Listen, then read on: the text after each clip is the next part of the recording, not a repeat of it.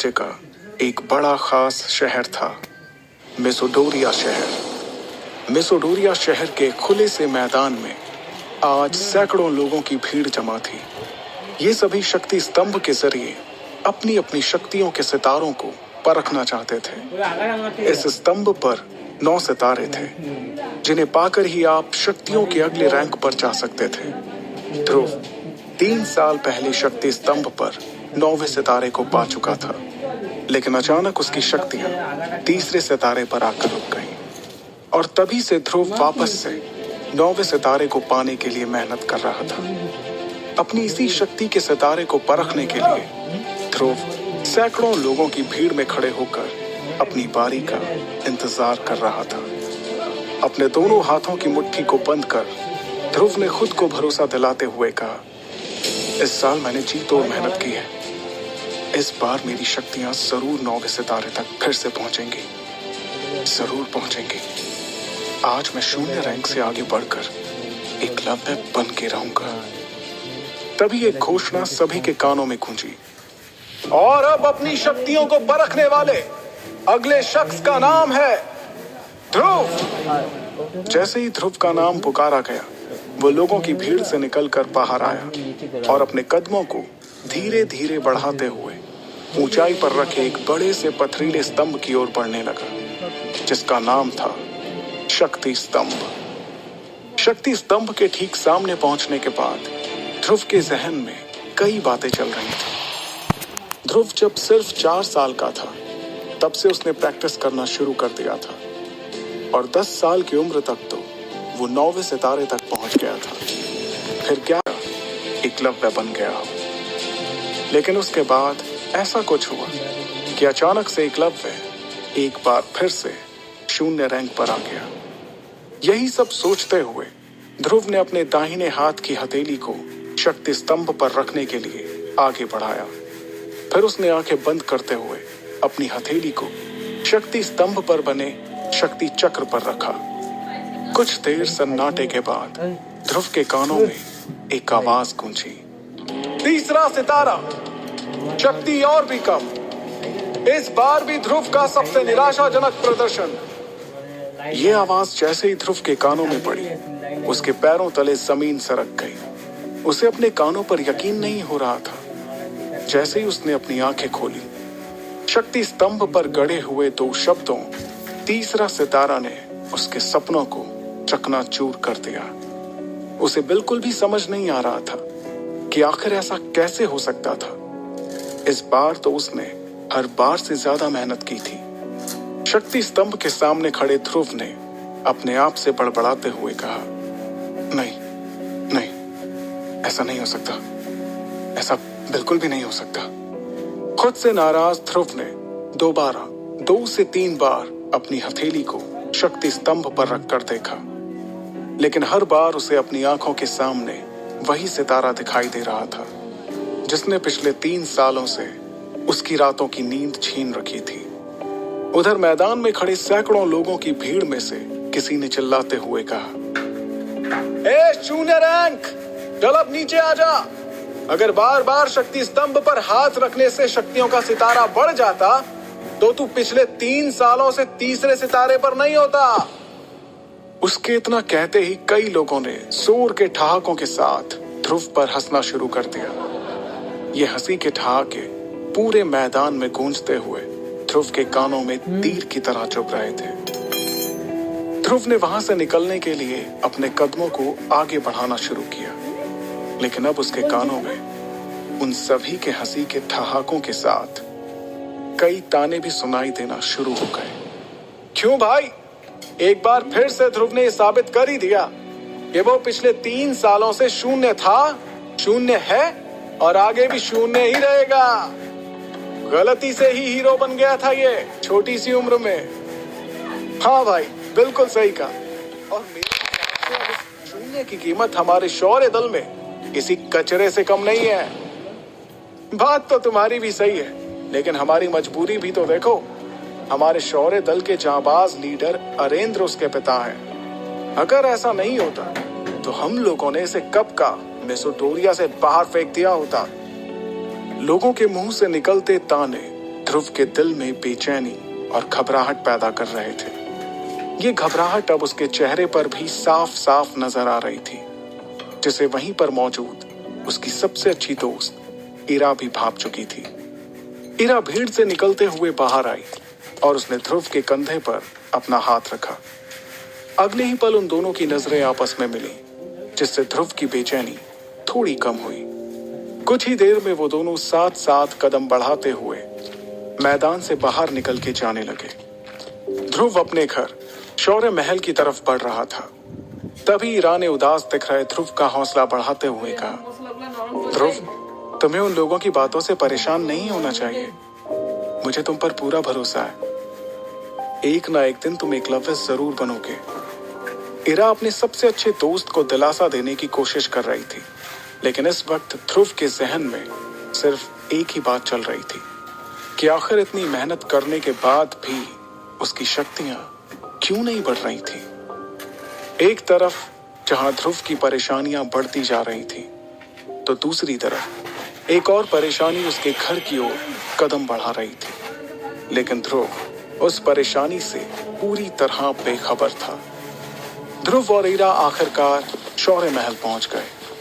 शौर्य महल में ध्रुव के पिता अरेंद्र, जो कि शौर्य दल के लीडर भी थे, अपने दल के कुछ बुजुर्गों के साथ बैठकर किसी खास मुद्दे पर बातचीत कर रहे थे। लेकिन जैसे ही अरेंद्र की नजर अपने बेटे ध्रुव पर गई, उसके उदास चेहरे को देखकर उन्हें सब कुछ समझ आ गया। वो अपनी बातचीत को वहीं पर रोककर ध्रुव के पास गए। अरेंद्र ने अपने बेटे ध्रुव को सीने से लगाते हुए कहा, कोई बात नहीं ध्रुव, तुम मेरे बेटे हो, शौर्य दल के लीडर अरेंद्र के बेटे। अगली बार तुम्हें जरूर कामयाबी मिलेगी, हिम्मत मत हारना। इस वक्त शौर्य महल के दरबार में बैठे सभी लोगों की नजर ध्रुव पर ही थी। तभी अचानक एक लड़की नीले रंग के गाउन में अपने लंबे लंबे कदमों के साथ शौर्य महल के इस दरबार में दाखिल हुई।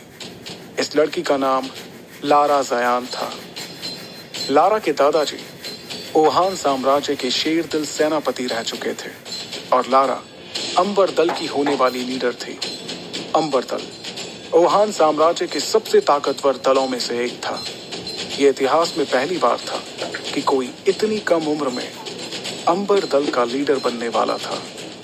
लारा को अपने सामने देखकर सभी लोगों के साथ अरेंद्र भी हैरानी में पड़ गए, क्योंकि सभी जानते थे कि ये कोई आम लड़की नहीं, बल्कि अंबर दल की होने वाली लीडर थी। लारा का अचानक इस तरह से महल में आना किसी को भी समझ नहीं आ रहा था। फिर भी उसे अपनी ओर आते देखकर शौर्य दल के प्रमुख अरेंद्र ने कहा, तुम्हारा स्वागत है लारा। ना कोई खत, ना कोई खबर, इस तरह से यूं अचानक, सब ठीक तो है? अरेंद्र के सवाल पर लारा ने अपने दाहिने हाथ से चुटकी बजाते हुए अपने बॉडीगार्ड्स की ओर इशारा किया। इशारा पाते ही वो सभी एक कदम आगे आए। वो बॉडीगार्ड्स एक बड़े से हरे रंग के बॉक्स को पकड़े हुए थे। बॉक्स की तरफ देखते हुए लारा ने अपनी तीखी और तेज आवाज में कहा, मुझे पता चला है कि ध्रुव इस साल भी अपनी शक्तियों को नहीं बढ़ा पाया, इसलिए मैं ध्रुव के लिए एक खास चीज लेकर आई हूं। इसे पीने से उसे अपनी खोई हुई शक्तियां एक बार फिर से मिल जाएंगी।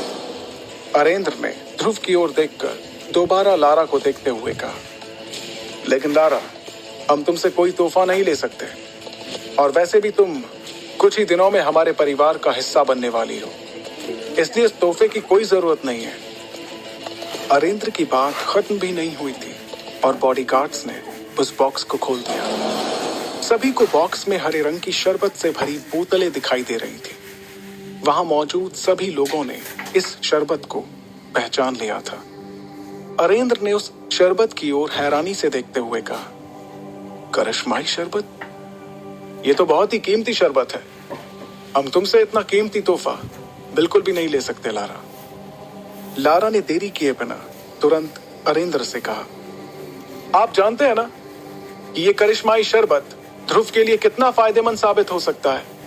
मुझे लगता है कि ध्रुव को इस शरबत को ले लेना चाहिए, क्योंकि अब तो शहर में ध्रुव के लिए तरह तरह की बातें भी होने लगी हैं। उसकी बात का जवाब देते हुए अरेंद्र ने कहा, मैं जानता हूं लारा, और मैं ये भी जानता हूं कि इस करिश्माई शरबत के कई फायदे हैं, लेकिन इस बात से भी इनकार नहीं किया जा सकता कि इससे ध्रुव को कोई फायदा नहीं होगा, क्योंकि उसकी शक्ति 9 सितारों से ऊपर नहीं है।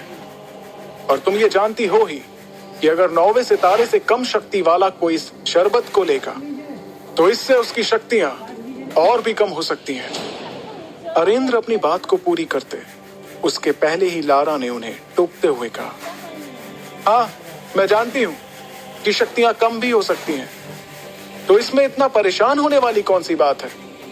ध्रुव का शक्ति का सितारा तो वैसे भी 3 पर ही है।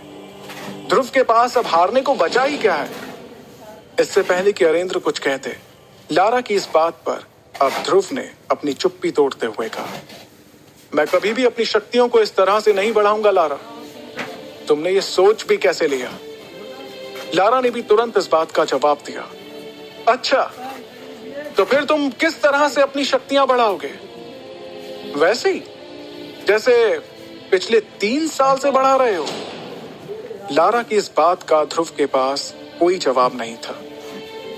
लारा ने अरेंद्र के पास जाकर उन्हें इत्मीनान से कहा, ठीक है, अगर आप इस करिश्माई शरबत को तोहफे के तौर पर नहीं लेना चाहते तो क्या आप मुझे इसके बदले में कुछ दे सकते हैं। लारा की इस बात पर अरेंद्र ने बिना कुछ सोचे समझे कहा, हाँ, बिल्कुल, क्यों नहीं।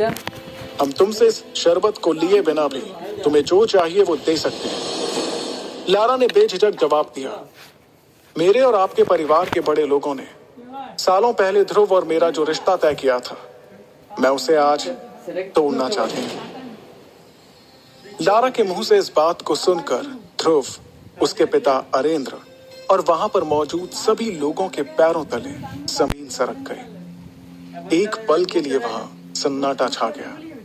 किसी को भी इस बात पर यकीन नहीं हो रहा था कि लारा ने अपने और ध्रुव के रिश्ते को तोड़ने की बात कही थी। अगले ही पल अरेंद्र ने अपनी नाराजगी जाहिर करते हुए तेज आवाज में कहा, लारा, ये जानते हुए भी कि यह रिश्ता तुम्हारे और हमारे परिवार के बड़े लोगों ने तय किया है, तुम कैसे रिश्ते को तोड़ने की बात कर सकती हो। तुम जानती हो ना ये कितना गलत माना जाता है। अरेंद्र की नाराजगी के जवाब में लारा ने बड़ी ही बेफिक्री के साथ कहा, यह रिश्ता जरूर परिवार के बड़े लोगों ने तय किया था, लेकिन तब और अब में काफी फर्क आ चुका है। आज मेरे और मेरे परिवार के लोगों की शक्तियां कहां से कहां पहुंच चुकी हैं, जबकि ध्रुव पिछले 3 सालों से वहीं पर अटका हुआ है। लारा के मुंह से अपने और अपने परिवार की बेइज्जती होते देखकर अब ध्रुव से रहा नहीं जा रहा था।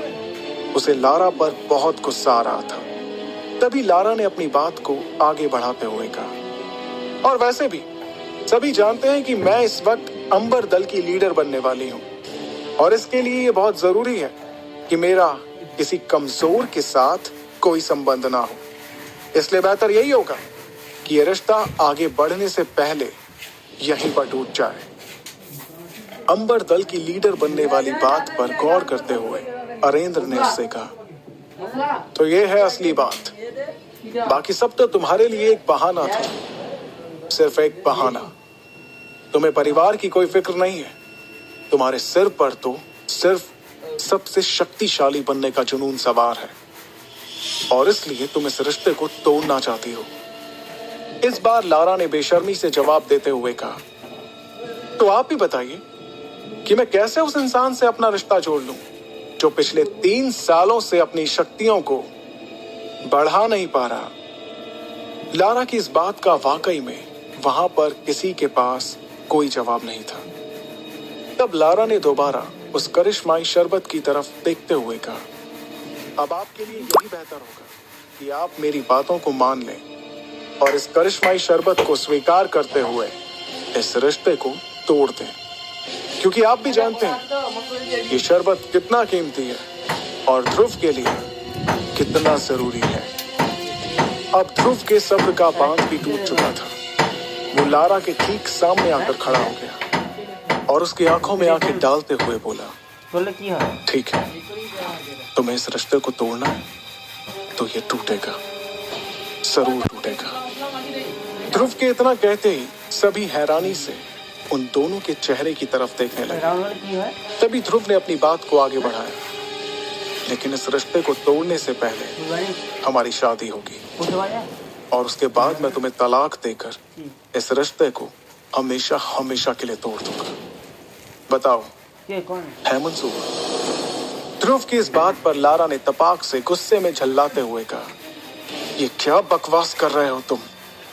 तुम्हें मालूम भी है इससे मेरे परिवार की कितनी बदनामी होगी? तब ध्रुव ने बड़े ही इत्मीनान से जवाब देते हुए कहा, तो जो तुम कर रही हो उससे हमारे परिवार की बदनामी नहीं होगी? जब बदनामी होनी ही है तो क्यों ना दोनों की ही हो?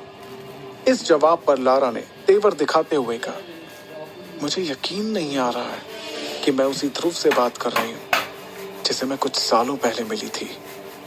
ध्रुव ने बिना वक्त गवाए अपने उसी अंदाज को बरकरार रखते हुए कहा, मुझे भी यकीन नहीं हो रहा है कि कैसे तुम इस करिश्माई शरबत की आड़ में इस रिश्ते को खत्म करने के लिए बिना कुछ सोचे समझे यहाँ चली आई।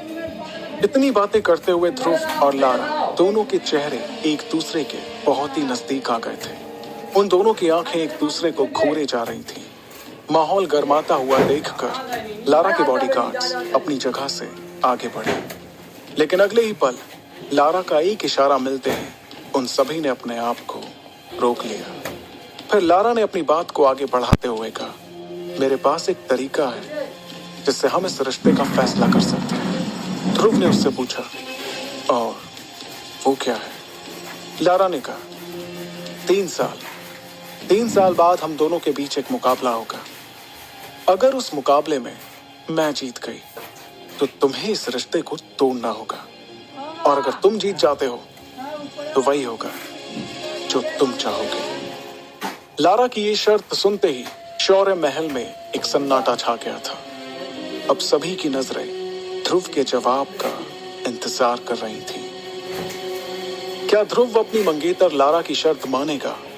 आखिर क्या वजह है जो ध्रुव की शक्तियां पिछले 3 सालों से आगे नहीं बढ़ पा रही थी? कैसे लड़ेगा ध्रुव अपने से शक्तिशाली लारा से?